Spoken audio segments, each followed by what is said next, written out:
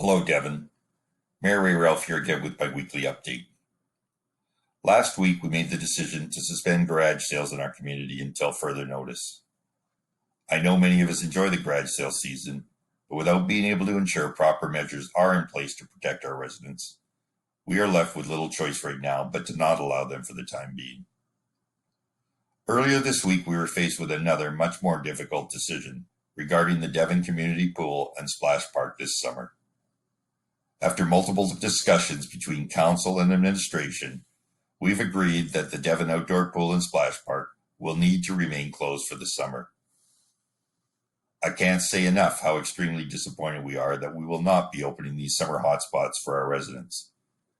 Unfortunately, with the restrictions currently in place by the provincial government to prevent the spread of COVID-19, and not looking like they will be lifted soon, we believe that this is the right call to keep our community safe.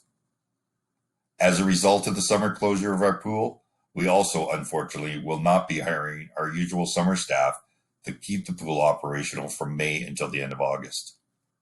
Each summer, Devon prides itself on being a major employer of students, and we are all disheartened that we will not be able to offer these opportunities this summer. With spring here, this is also generally the time when we are excited to launch all of our spring recreation programs and events. This week, we launched our first event of the spring, Pitch in Devon, and we have 14 teams already registered to do their part to clean up our community while following the safe practices that come with COVID-19. Pitch in Devon continues all week, and anyone who would like to register can still do so by filling out a form at devon.ca/pitchin. Our staff has also been working hard to find new and innovative ways to maintain our recreation programs virtually, and they will continue looking for ways to offer recreation programs for our residents if they can't be run in person this summer.